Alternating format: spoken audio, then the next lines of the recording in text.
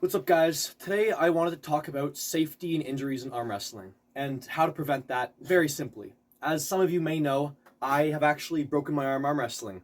It was about 3 years ago. It's a good while ago now, but I did some things wrong, and I'm making this video to make sure that nobody does those things wrong again.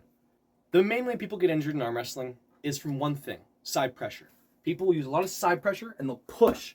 They'll try to push the guy to the pad. They'll push.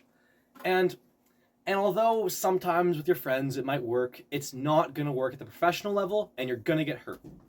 So, why it's so bad is because when I'm using side pressure, all I'm doing is I'm pushing with some muscles in my back, my shoulder, and my arms, but all the pressure's ending right here into this elbow area and the bones here. So when I'm doing that, I'm exposing this arm going this way and the rest of my body going this way, which puts a lot of spiral pressure right in here and causes that area where the scar is to snap and go. And that is exactly what happened with me. I was in a losing battle. I was going, and then boom. Not the most fun thing to ever happen. So, a couple things to make sure this doesn't happen. The main thing is always keep your body squared and look at your hand. Now this, people can forget, and it's hard to always do this consciously when you're focusing on your hand. So, what you can do to passively do this is to stare at your hand. If I'm always looking at my hand, I won't naturally turn out this way. It'll happen, and you need to consciously correct that. But for most people, it'll make you focus and turn towards where you're looking. That's just how the body works. You aim where you're looking.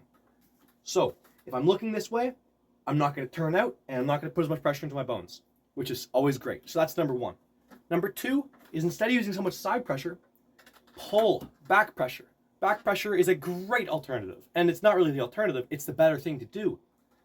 Well, in conjunction with side pressure. Well, yes, yes, you need both, but side pressure is much more injury prone than back pressure actually is. So, with back pressure, I can pull and I can drop, and I can do all these different things, and now I'm getting a bit off track, but that's how you really avoid injuries in arm wrestling. It's all from side pressure, and it's through the elbow and the bones. People break their arms this way. So as long as you're using less side pressure, you're looking at your hand, you're staying square, you'll be okay. Keep the elbow inside the body. If it starts to bring out, then you know you're going to put more pressure in there. Just think about where the pressure's going. It's going somewhere. If it's going into your arm, if it's going into your wrist, this is all good spots to put it. But as soon as it starts going into your elbow, you know you can get hurt doing that. So I just wanted to make that video really quick. I hope nobody gets hurt. Thanks, guys.